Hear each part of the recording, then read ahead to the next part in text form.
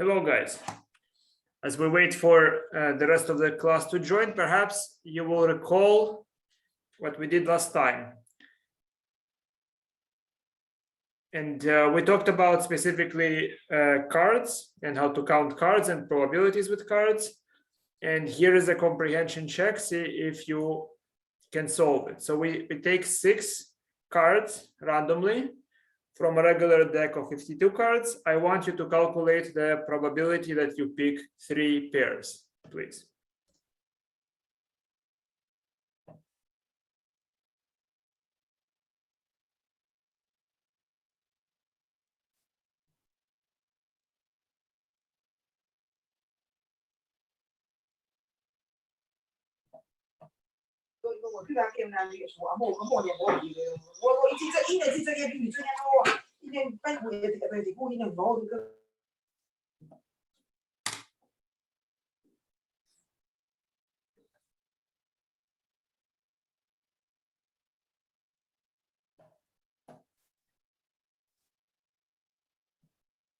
And of course, take the opportunity to turn your cameras on if you are not in an uncomfortable situation, please.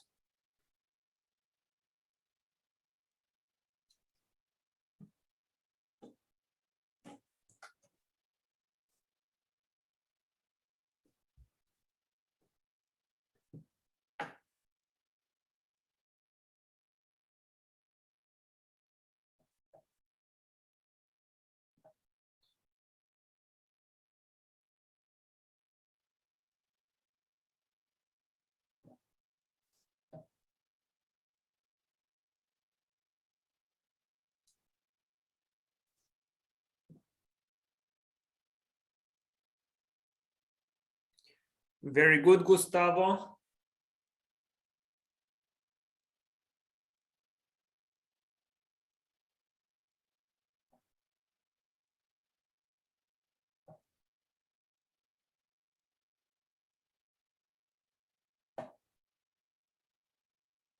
Let me know when you're ready, guys. Solved?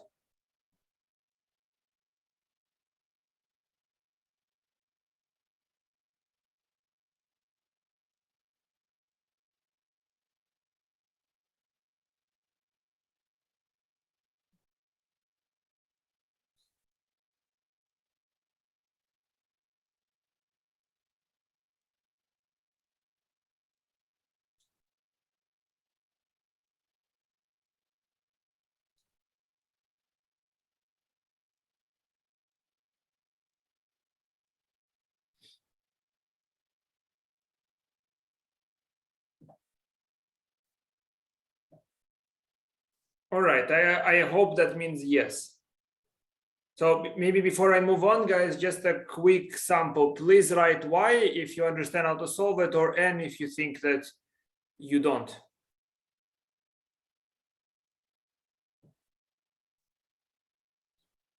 All right.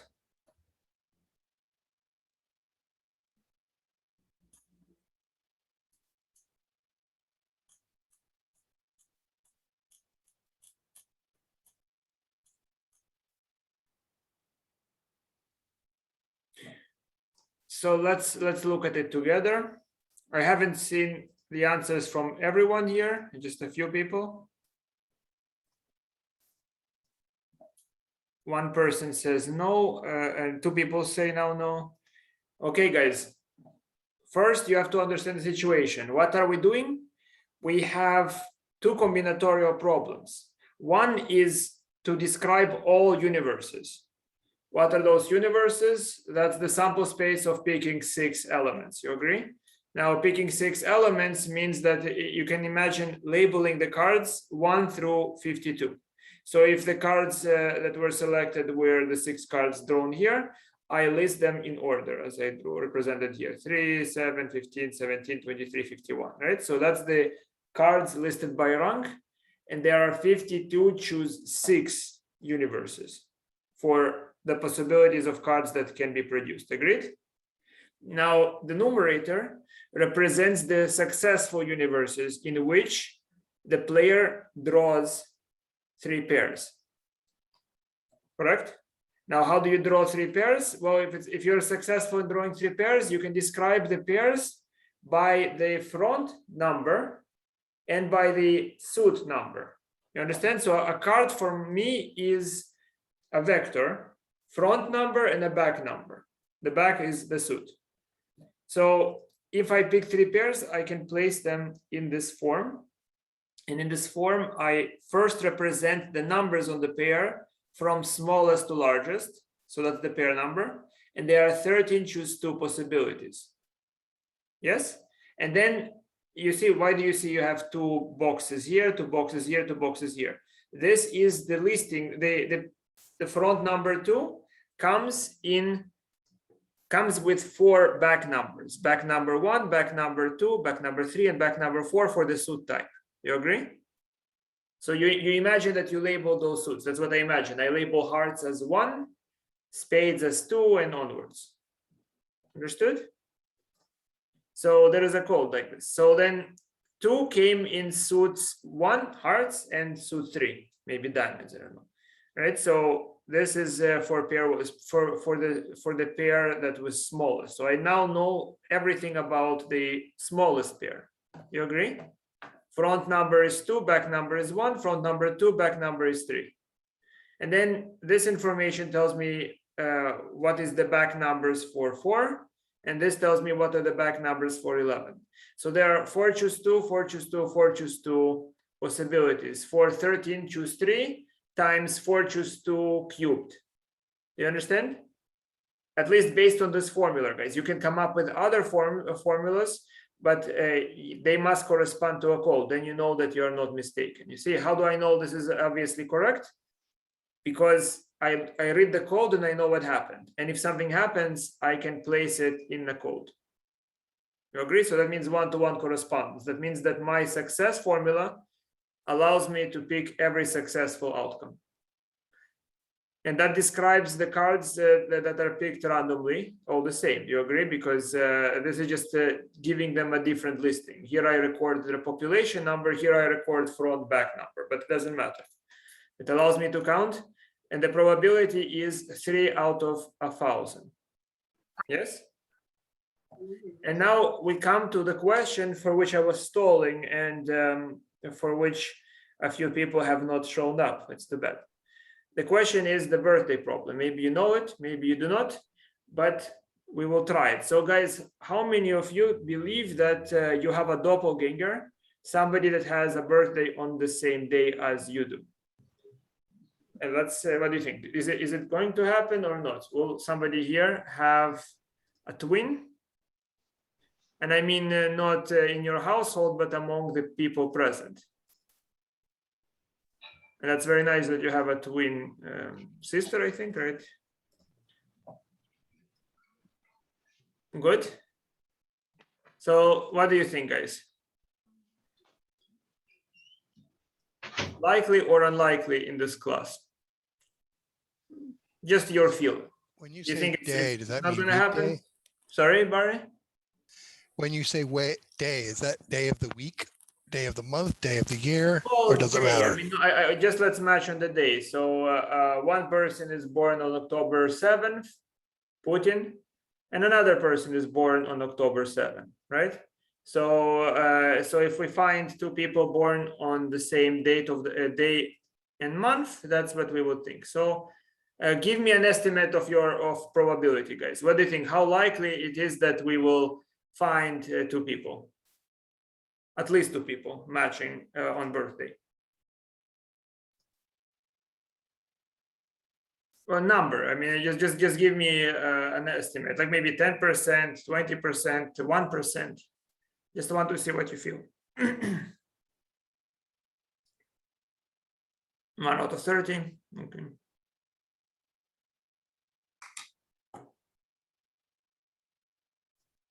Nobody's going. Okay, Nicholas says 1/2, Cindy 5%.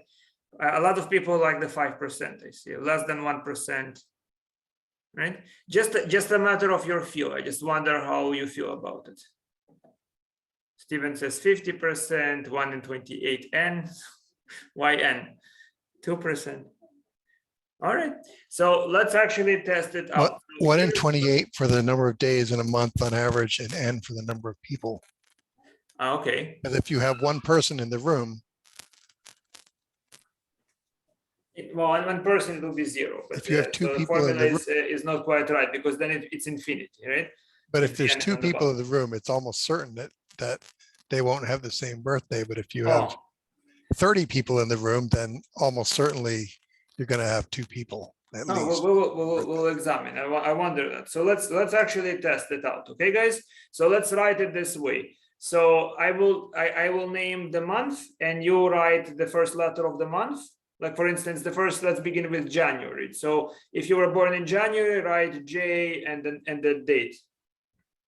Okay. Good. If anyone born on January, write J something. Okay, I don't see J. So anybody born in February, write F. Okay, January what? January number. So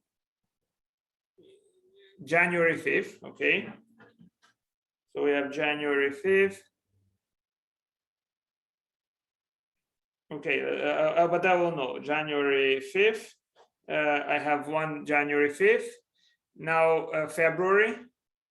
Don't write all the same, guys, because it will confuse me, right? January 5th, we have one person. February. How many people do we have? Nobody. If you are born in February, write F and then, right? And February, March, write M, and okay, we have 6. That's it. April. Okay. Then May 12 and 27. Wait a second, let me see. Oh, okay. May 25th, 20th,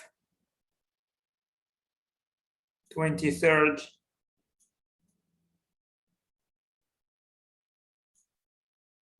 25th, 20th, 12th, 27th. Okay. And more people are joining. Then June 23 and 11. July, like June or something, July 21, 12. Okay. July, August. August. Nobody born in August. All right, September.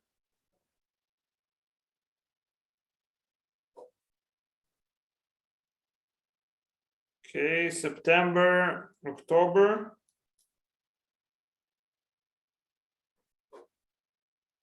'17. Nobody else born in October. November. 6 and 8 and 28.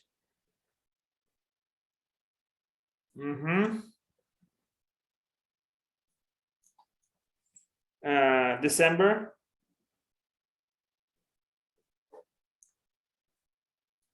December 18. Okay, let's see.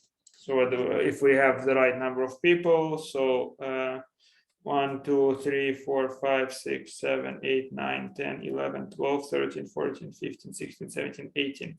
Something is not right. All right, so somebody doesn't like to tell me what's their birthday. Okay, so something is not right here. Okay, let's go again. February. Nobody born in February? Nobody. March, right? MA. March. March 9th, right? Okay, March 9th. And anybody else born in March? I had a March 6th. March. Okay.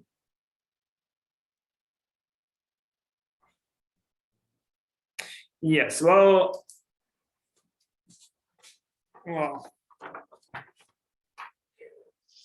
fine. You don't want to cooperate. You don't want to cooperate. So this is the situation. So we have here 23 people, right? And now let's see what is the probability that 23 people have a birthday on the, at least one of them, at least a pair has a birthday on the same day. So if no two people share a birthday, there are 35 times 30, 364 onwards. That's assuming we have n people in a room, where n is, in our case, it's 23. Yes. So in general, this is the situation if none of them have the same birthday. So for us, it would be 365 times 364, all the way to 365 minus 23 plus 1. Right? Divided by each person can have a birthday on any of the 365 days. Yes? And it happens, we have actually an interesting number here. We have exactly 23 people. It happens that that when n is bigger than or equal to 23, the probability that two people at least have a birthday on the same day is higher than 50%. Okay. It doesn't mean that it could. I mean, I see that I have 16 people or so that replied. So some people might not even be present spiritually in this class, right? So we might have fewer people truly, right? Maybe the reason it did not come out is that some people are not part of the class. So 1/2 is going to be this probability, 1/2 or more. No, plenty of people did not answer. That's what I mean exactly, right? So among the people that answered, let's say 16 I calculated. Well, maybe it's obvious to you, Barry, but not to me. Multiples of 12. Sure, because if you have 12 people, they can each have a birthday in a different month. But if you have 24 people, then you're almost guaranteed to have two people with the same day. Almost. Well, I mean, we're going to calculate the formula and see how many people you must have more or less to have a sense of it. So here is, I'm going to show you how I can estimate the number. And once we learn more mathematics, we will be able to understand why the formula is fully right. So in general, you can imagine that this is like a matching problem. I have event EKJ. And that's the event that person K and person J, they have the same, they share a birthday. Okay, they share a birthday. Now the probability that they don't share a birthday, so the probability they share a birthday is that they have a birthday on any one of 365 days, and each of them independently has 365 days to choose a birthday for himself or herself, right? So the probability that they match two people, like let's say if I take myself and Barry, the probability we match is 1/365, assuming of course the likelihood to be born on each day of the year is equally likely. It might not be the case. Yes, so it's 1/365. Now the probability that we don't match is 1 minus 1/365, which is a pretty big number. Now if we have n people, there are n choose 2 or n times n minus 1/2 available matchings. So I can match myself with Barry, with Cindy, with Camille Zone, and then each individual that is not matched with me can be matched with anybody else, right? So they are, in our case, 23 times 22 divided by 2 matches, or 23 times 11 possible matches. Yes. Now the probability that none of them match is like first does not match, second does not match, each of them is this number. It's not true that we can multiply those probabilities because they are not independent, but roughly it is true, something we will learn about Poisson. So roughly the probability that there will be not a single match is 1 minus 1 over 365 to the power of n and minus 1 over 2. Okay, you just multiply those probabilities. Believe me that for now that it's not true, it's an approximation, and we will learn later as we talk about conditional probability why you multiply. So what is that number, guys? You look at this number. If n is reasonably large, what is this number? If n is reasonably large, I can make it look like e. Do you see that? Look at it. This is 1 minus 1 over 365, and it really begs the number 365 because then you make it into e. Look at it. 1 minus 1 over a large number to the power of a large number, and this number does not have to be tremendously huge, by the way, right? Is essentially e to the minus 1. So this formula looks very much like e to the minus 1 times n and minus 1 over 720. You see what I did? I just multiplied by what I wanted to make it e to the minus 1, and then of course I had to compensate. You see that? So when is this probability less than some p? When is it this probability less than that there's not a match less than 10, less than let's say 0.1, 10%, less than 1/2, less than whatever number, right? So when is it less than p? Just taking logarithms and solving, you have this equation for n. You see? So if you want to know how many people you must have in a room to have the probability be less than a particular p that there is not a single match, then how many you have? For instance, if you plug in p equal to 1/2 in this formula, you obtain that n has to be bigger than 22.999. So if you have 23 or more people, you know that the probability that there is no match is less than 1/2. Yes. If, for instance, I want to be rather certain that that I have a match, how many people should I have? Let's say rather certain means I want to be 90% confident that I will find at least 2 people matching. And then I take p equal to 1 over 10. If p is equal to 1 over 10, then n should be more than 41 or 42 people. So if I have 42 people present in the class, the likelihood that I will actually find 2 people sharing a birthday will be approximately 90%, higher than 90%. Interesting, right? So for our class, it should have been about 50%. So it could have happened that it didn't occur. Of course, some people did not participate, so they made the likelihood less. You can calculate what happens if n is equal to, you can plug in here, you can plug n equal to 16, and you can see what should be roughly the probability of success. Good.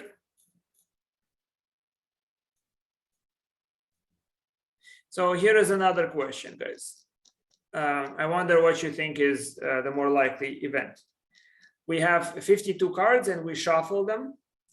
Cards turned up one at a time until the first ace appears. Is the next card, the one after the very first ace, more likely to be the ace of spades or the 2 of clubs? Think about it and let me know what you think. Which is better to bet? That after the very first ace, the second card that I see, the next card that I see, is it more likely to be ace of spades or 2 of clubs? What's your intuition? Explain.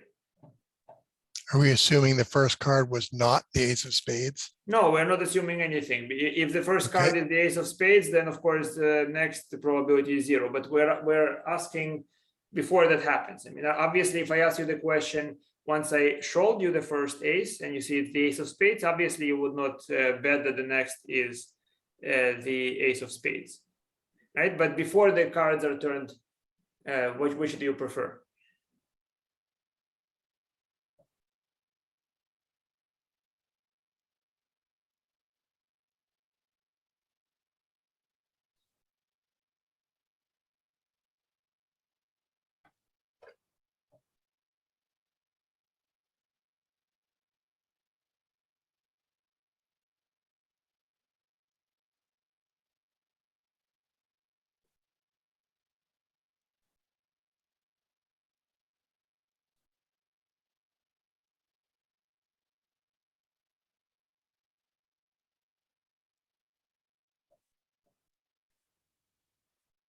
Interesting.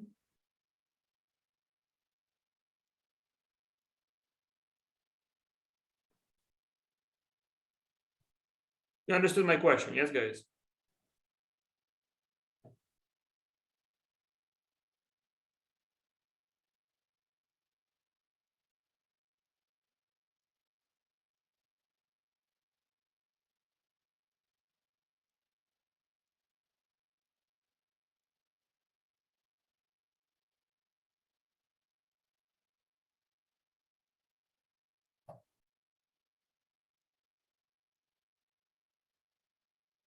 Okay, interesting, Chiara. Equally likely.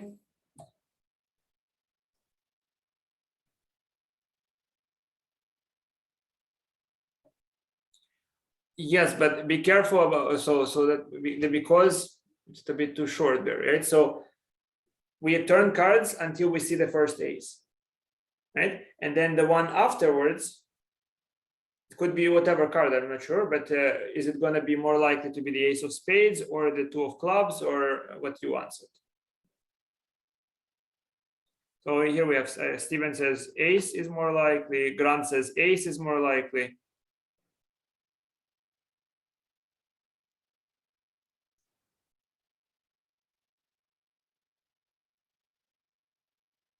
And guys, again, how do you solve it? Like a bureaucrat. Just think about it. What does it mean to be successful in each case? Let's say, suppose you want to know the probability that ace of spades is second card. How do you do that? Yes. And suppose you want to know the probability that the two of clubs is the next card. How do you do it? Yes. If you see a Kafka protocol, then it's a very easy question.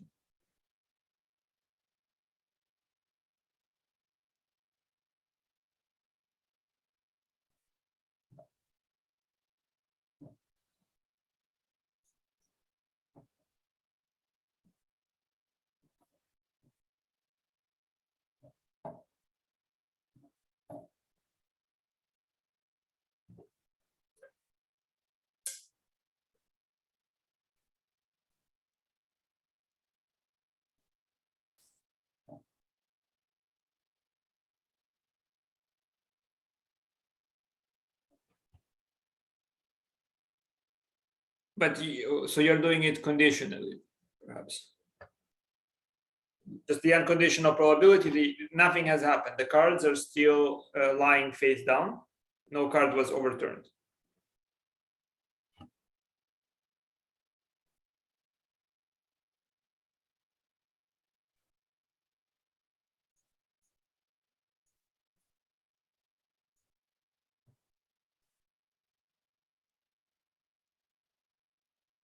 Mhm.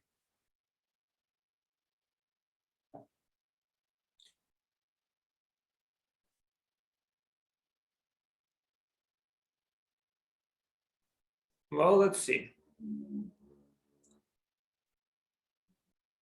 Ready, guys? So this is the situation. So each card ordering is equally likely. So the sample space consists of 52 factorial card orderings. Do you agree? Now, suppose that A sub S is the event that second card after the first ace is the ace of spades, and two of clubs is the other event. Okay. How can I achieve the ace of spades event?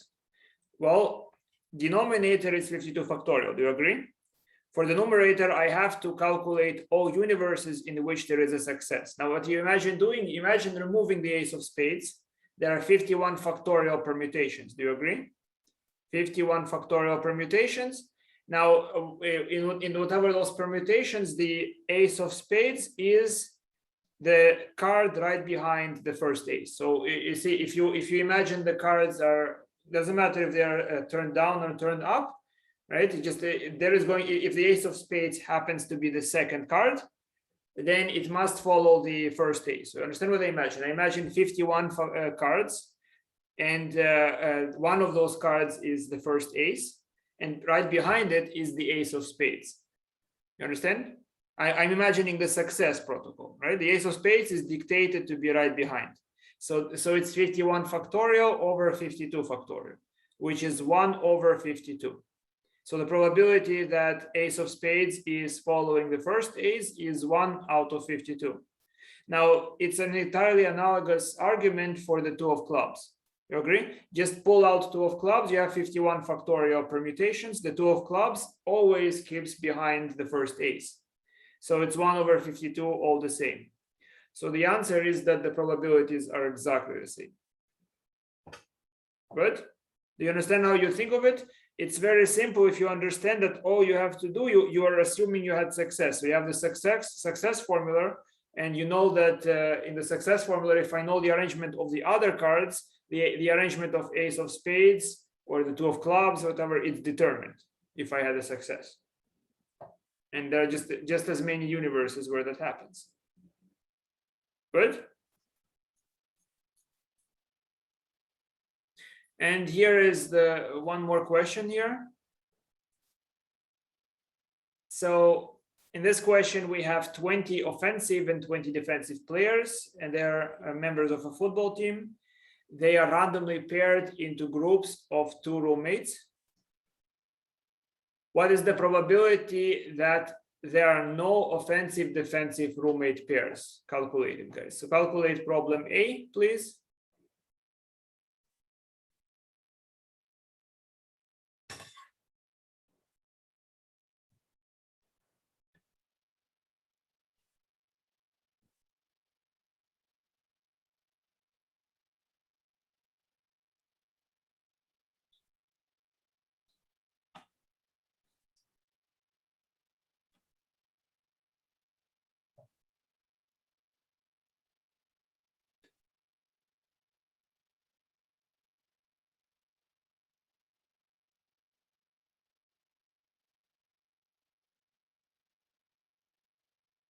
The entire thing squared, Gustavo, or just the denominator?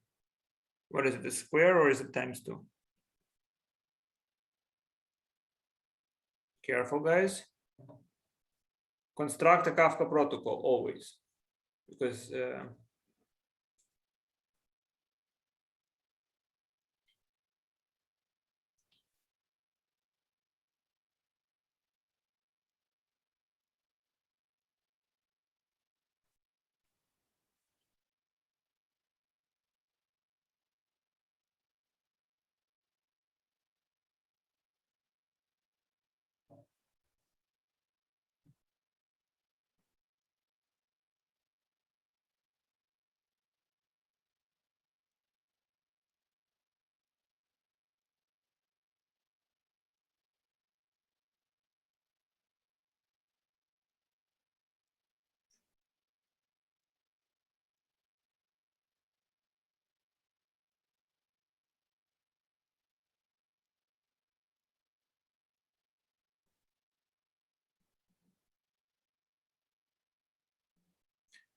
and well, we'll see in a moment, guys. You have a few answers. I mean, I'm not quick at calculating, but I think those are wrong.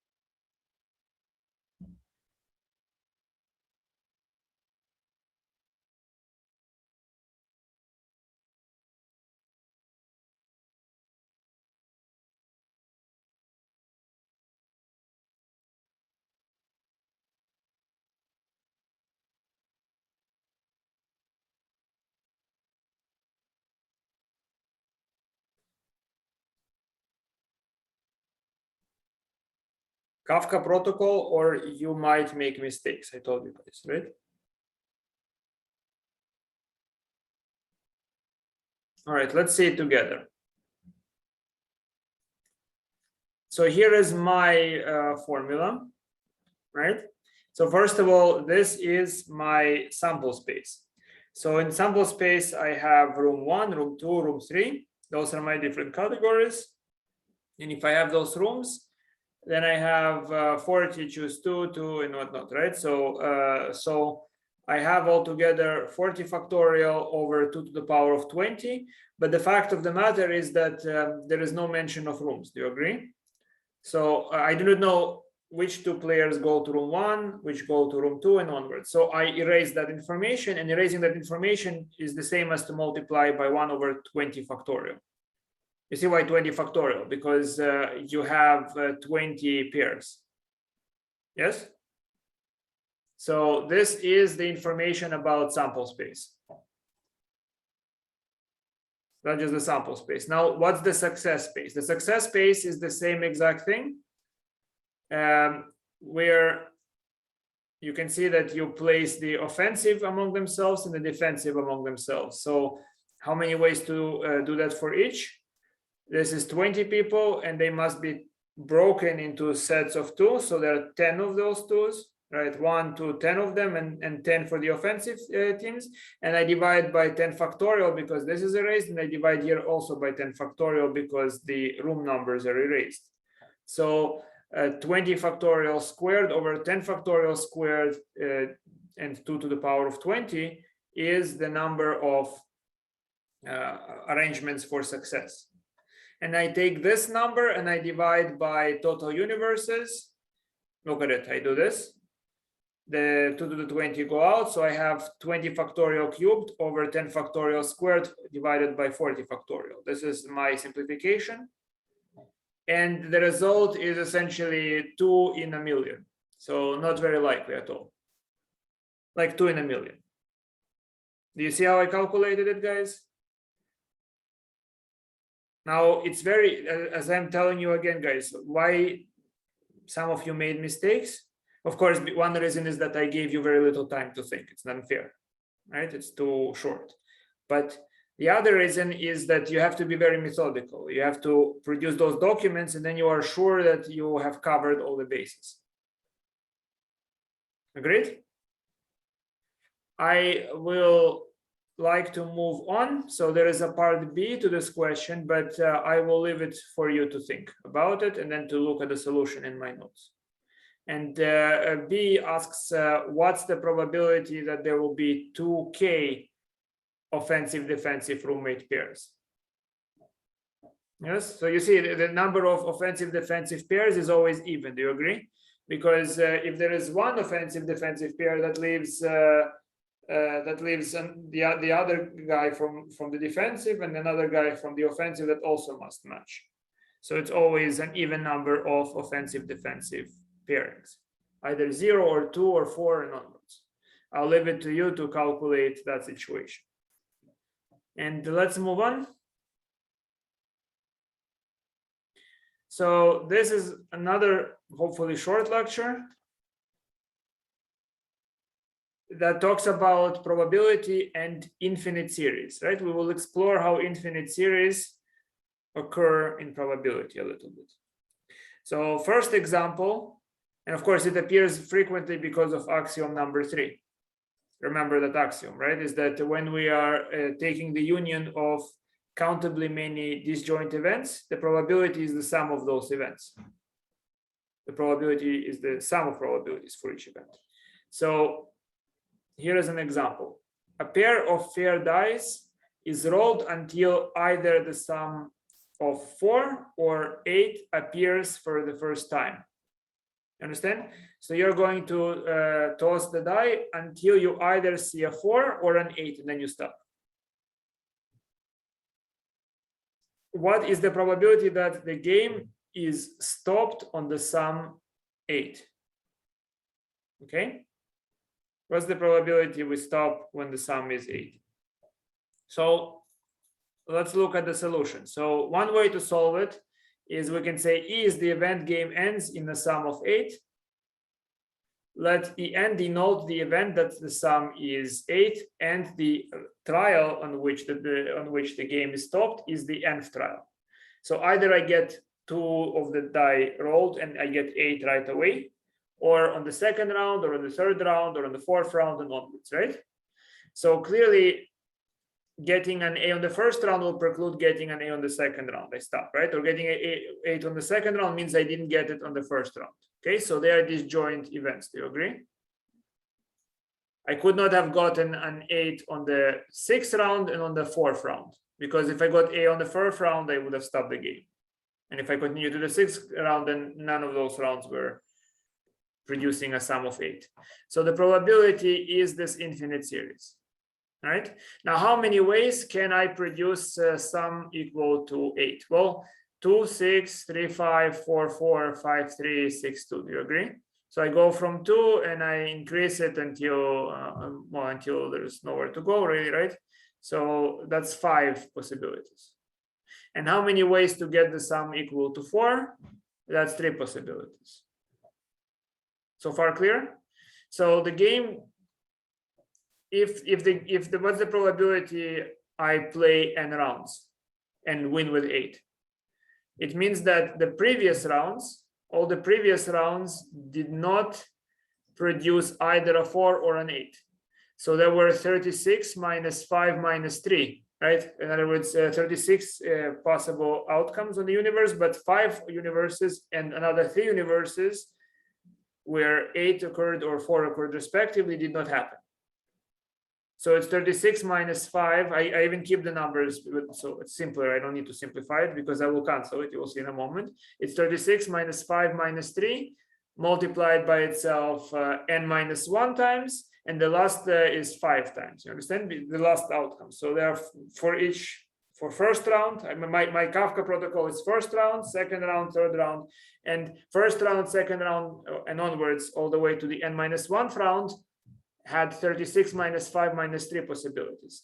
The last nth round had 5 possibilities, right? Now, in general, for each of those rounds, there were 36 possibilities. So that's how I get this formula. Do you understand it? When you multiply it out and group, you get this formula. Everybody says that? Now, why this formula is true? And so the probability that E happens is the infinite sum, is this infinite sum. N minus 1, 5 over 36. And I taught you how to add it up, agreed? So the way you add it up is you take 5 over 36 and divide it by 1 minus this number.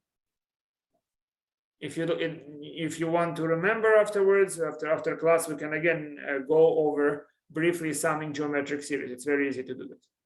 Right? Remember, I did 2 squared plus 2 cubed and onwards, and you owe me money, which I still haven't received. So it's the same exact thing. That's how you can solve this problem. Good. And now look what happens, guys. So this is the same as what? So the 36, they cross out, and I have 5 over 36 minus 36 minus 5 minus 3, or 5 over 5 plus 3, 5 over 8. Well, good, Grant. At least I know where you live. So yeah, that's why he sends a check so quickly.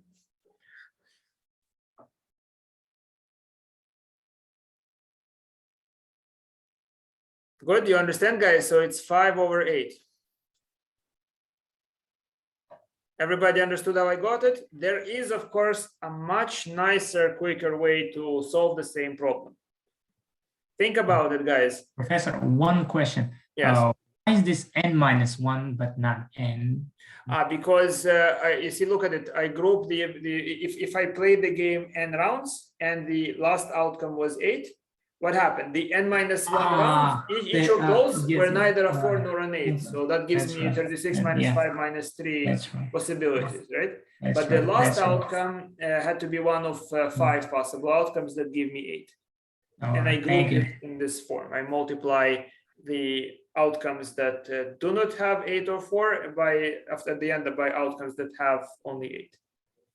Right? Okay. Everybody sees this formula, guys? Nobody is confused, or you're too confused that you don't want to stop the class? You're understanding it? No? So write y or something, or should I pause and explain something right now?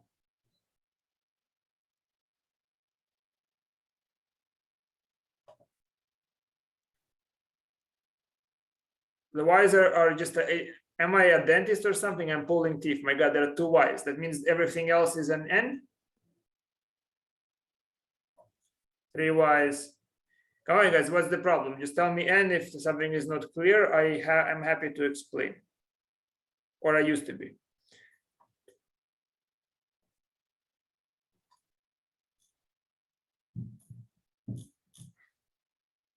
Well, okay, up to you. Non-cooperation, I see.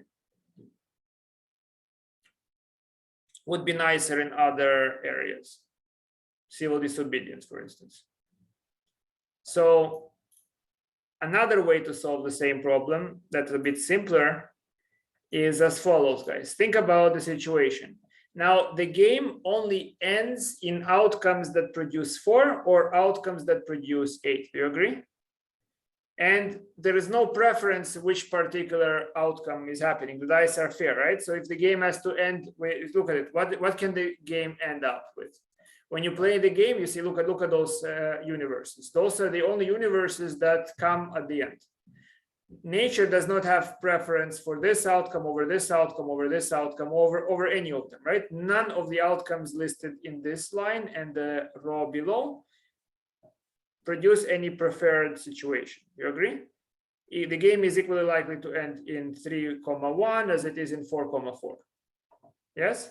Which means that I can make a clever selection of my sample space, and the sample space would be the sum of the universes that produce 8 and the sum of universes that produce 4.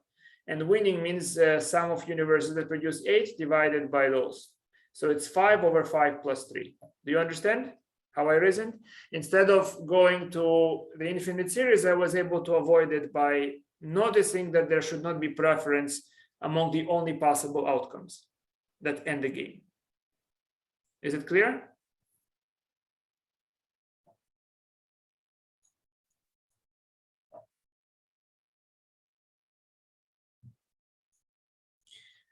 Then let's solve this question in general, guys. What is the probability in A if 4 is replaced by an arbitrary sum S and 8 is replaced by the arbitrary sum T?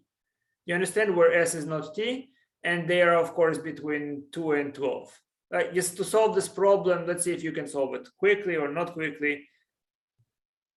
Just with 2 arbitrary sums. We played this game where I wanted outcome 8. And now let's see if we can play this this game when I want outcome S. Right? So S has to happen, and the possibilities are either sum S or sum T.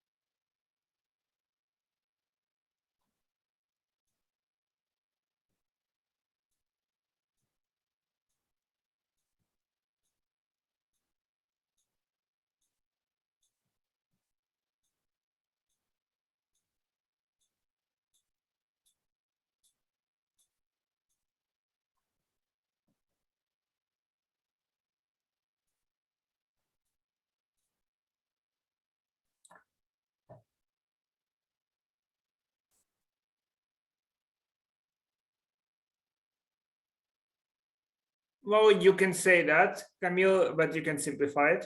I mean, what's the probability of S? What's the probability of T? So let's do it together. Okay, first, guys, I want to understand how many outcomes produce the sum S and how many produce the sum T. Let's say how many produce the sum T.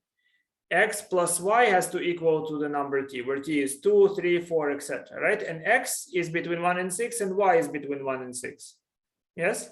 So let's look at this equation. What is Y? Y is from the first line, Y is T minus X. Do you agree?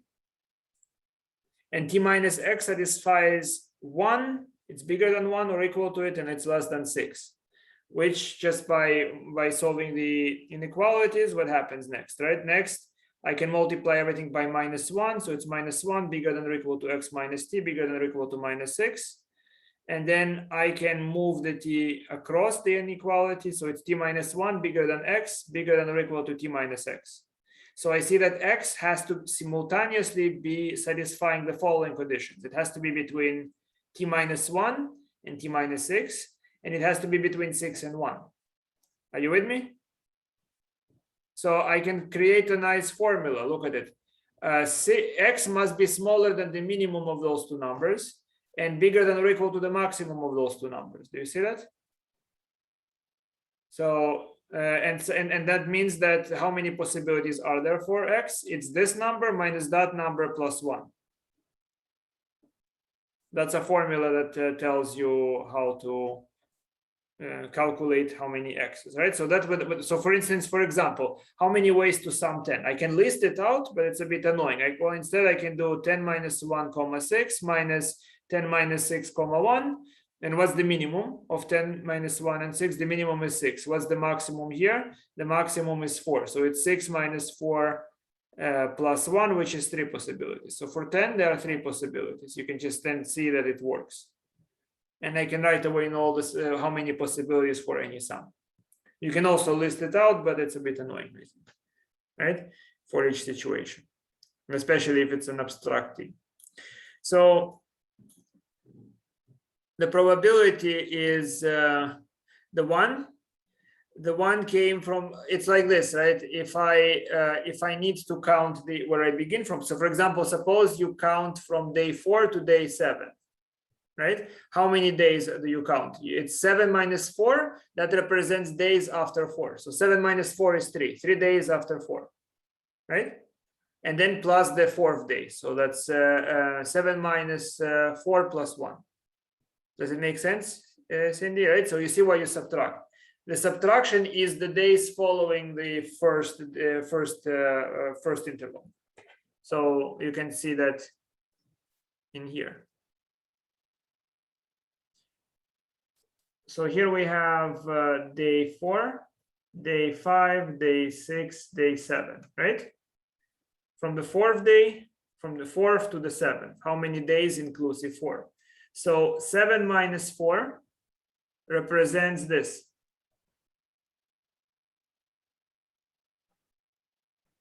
So 7 minus 4 represents this number, and this number. It's whatever following 4. Now, why do you add plus 1? Because you include the 4th day. Okay.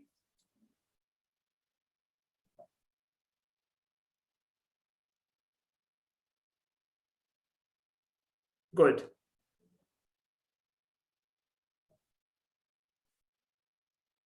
So that's why we add the 1. Do you understand? It's very, very simple derivation, guys. I just realized that X and Y are between 1 and 6, and that X plus Y satisfy they're equal to T. So what happens is then the summation is simply A divided by A plus B. I answered it like Camille, but I of course know how to calculate A and B, right? A is the summation for S, so that would be same thing as for T. Just replace S here and you have it. Good. And you can of course calculate it by infinite series. And that will give you the same result. And now we talk about a very interesting problem, I think. It's a bit more difficult. So it's called the matching problem, and we have n gentlemen and n hats. If each gentleman takes a hat at random, what is the probability that no one picks his own hat? Okay. So here is how we solve it. This is a bit, so bear with me, guys. You see, so some already are suggesting a possibility. So Barry is saying it's 1 over n minus 1. Well, it's a bit not so simple, Barry. Right? So none of them. What's the probability that none pick their own hat? Let's try to solve it, guys. So let EK be the event that gentleman number K picked his own hat. Good. So the desired probability is that none of them pick their own hat. So it's the intersection of E1, E2, E3 complement, right? All of them complement, which by that union formula we have by the Morgan's laws, it's 1 minus the probability of the union. You agree?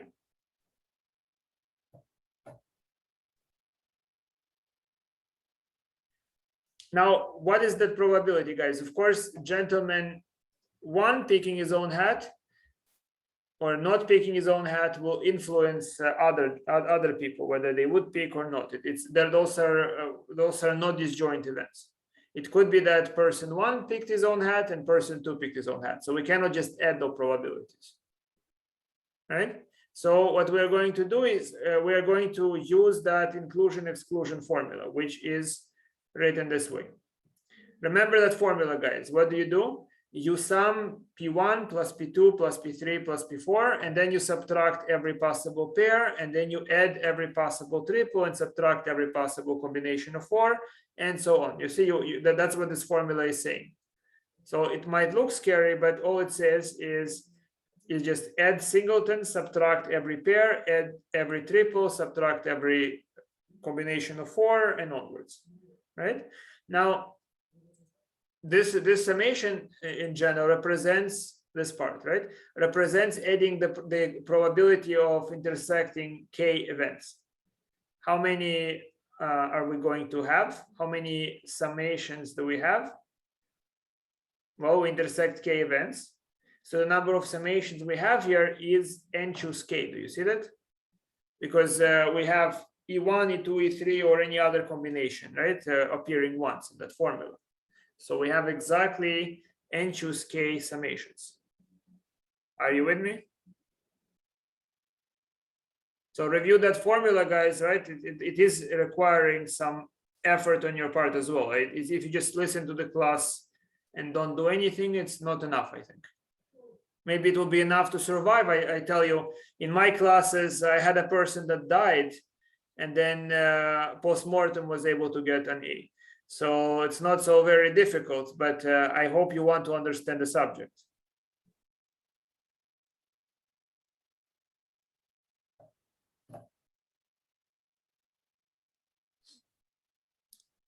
So are you ready, guys?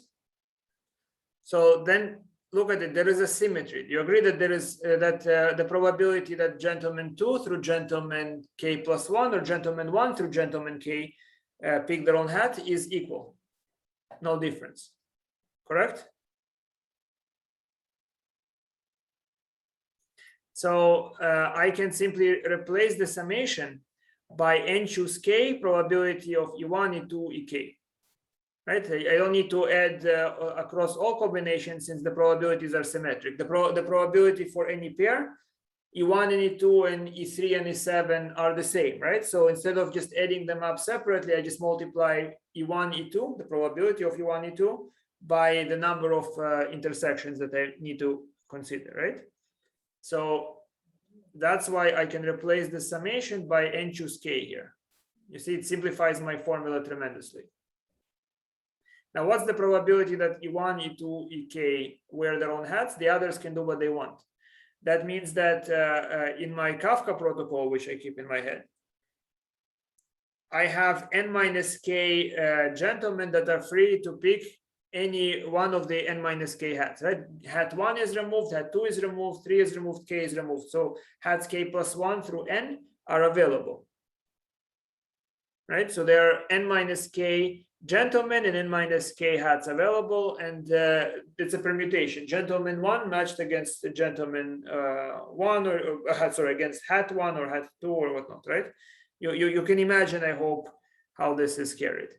So it's n choose k, n minus k factorial divided by n factorial. I say I hope, but should I hope, guys? Do you understand? Do you understand why the factorials, right? What am I visualizing here? My Kafka protocol is the gentleman 1, 2, 3, 4, all the way to n, and hats. Hat 1, hat 2, hat 3, hat 4, right? So first box in general has n possibilities. Next has n minus 1 possibilities. That's why I get n factorial.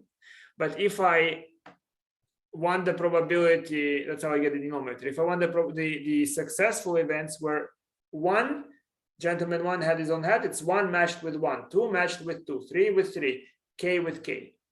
So there are n minus k factorial possibilities available for the success universes. Yes?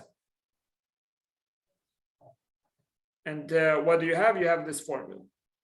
Now, this is the summation I obtained so far. Now, let's expand it. I expand n choose k, and that's n factorial, n minus k factorial. And look at it. I can cross away the n's, and n minus k factorial are crossed out. And lo and behold, I'm just left here with 1 over k factorial. Right? So I have summation k1 to n minus 1 to the k plus 1 over k factorial. Yes?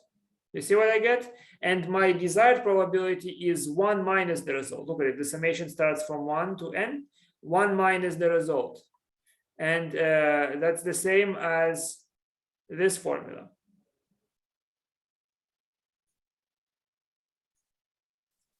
Yes, this formula. Do you see it? Just now algebra. So it's summation from k0 to n minus 1 to the k over k factorial. Now, do you recognize this summation? What does it look familiar to? It looks like what? And then everybody should in unison write in the message box what it looks like.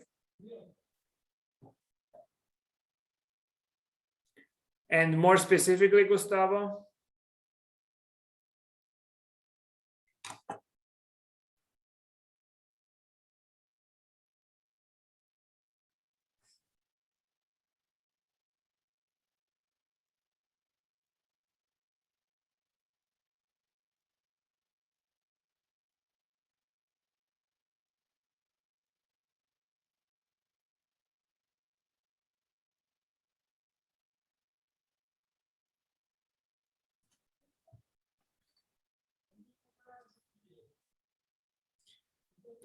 Well, Camille, you gave the exact answer I was looking for. Stephen, yes, good that you're picking up on it, but you should not just pick the faint sense of what it is, but the exact value. You look at it and right away you should know what it equals to.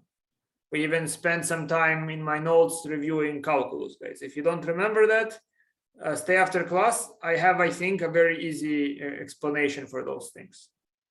That they are very natural, right? So the result, and what do you think, Nicholas? You see it? Wonderful. Some of you are just see it so much that they're not chalant. You don't want to write to me what it is, right? Should have been a dentist. So the answer is that if n is very large, this looks like e to the minus 1. Yes? It looks like e to the minus 1, and that means that the probability that nobody picks his own hat is less than 1/2, somewhat less than a half. And it doesn't matter how many people are there at all, right? It doesn't matter if you have more and more people, it's going to be essentially, once you have a certain amount, to know how what's the amount, you need to know how quickly this converges, right? So this is the actual formula, but if you understand how quickly this converges, you just do that studies on the infinite series, you know how many people you should have there, so that the probability will be approximately less than a half, something like that. Now, this gives us a very, very interesting way to compute the number E, the digits for E. So here is my suggestion. If let's say you forget what is E, you know, electronics no longer work, there is this deficit in rare metals. So what you do is you go to Borough Park and you go to a synagogue.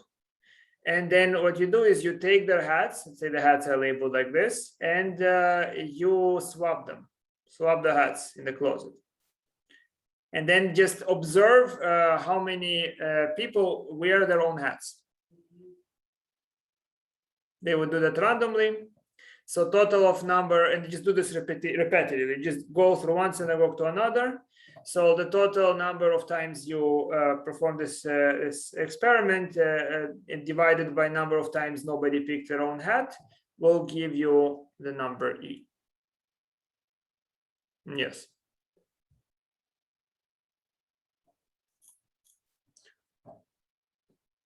So what should we do? We have just a few more minutes left. And let's then do the short quiz on probability. At least a few questions there, see how good you are. Here we go, guys. Do problem number 1, and then you will have a chance to go home. A closet contains 5 pairs of shoes. If 3 shoes are randomly selected, what is the probability that you have no complete pair? And then exactly 1 complete pair.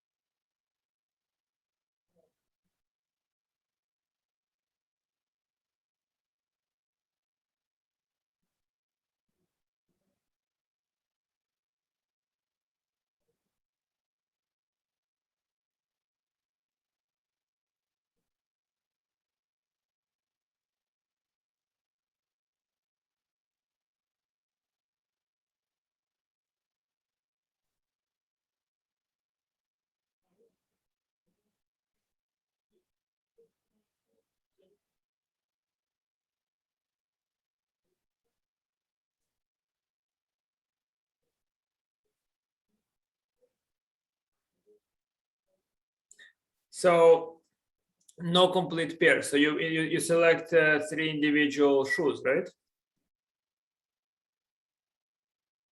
3 shoes, 3 individual units. And the question is that what's the probability that we have no complete pair? And the second, exactly 1 complete pair.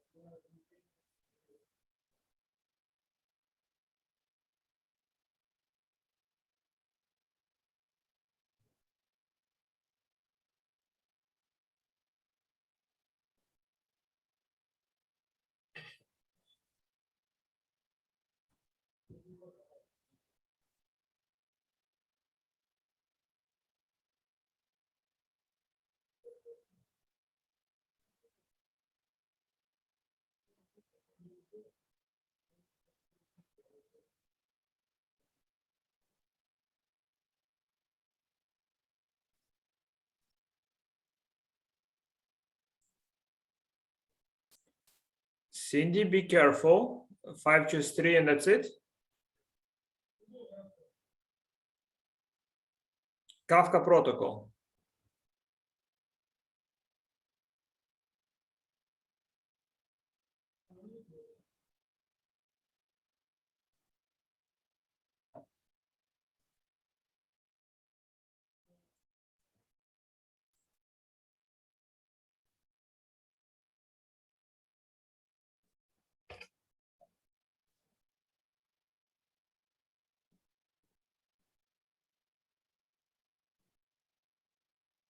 Very good, Steven.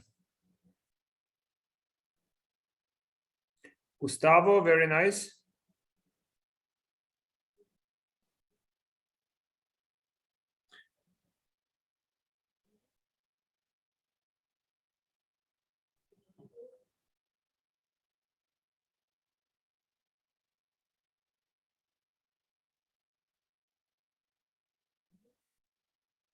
Albert, almost. Again, you only have 5 choose 3, and that's not complete information. Which particular shoes were picked? So let's do it together, guys. Here is the situation. So for the denominator, I can assign each shoe a number 1 through 10. Now, the pairs can be assigned numbers 1 through 5, and I can assign the right shoe and left shoe, right? So 1 right, 1 left. So no complete pair. The success document will be the pair number, right? And the corresponding left or right for smaller pair, middle pair, large pair. You see that? The shoe type. That's where the 2 to the power 3 comes from. You are not selecting a complete pair. That means that they all come from distinct pairs, but if you have from distinct pairs, that's not enough to say 5 choose 3, because then you just specify pairs, but you don't tell me which shoe did I get. Did I get left or right shoe? If I know 1, 3, and 5, I know the pairs, but not the particular shoe. Yes? So the answer is 5 choose 3 times 2 cubed over 10 choose 3. When you simplify, the answer is 2 divided by 3. For part B, it's very simple. I can, of course, solve it directly, but I know that because I only select 3 shoes, I either have 1 complete pair or 0 complete pairs, right? So the answer will be 1/3, because just take 1 minus 2/3. Agreed? So part B is very simple. But if I wanted to, I could calculate it directly. Now, I suppose, guys, I wish you a very nice, good weekend. We are almost done with chapter 2, so you might as well begin trembling about the first exam. All right, good night.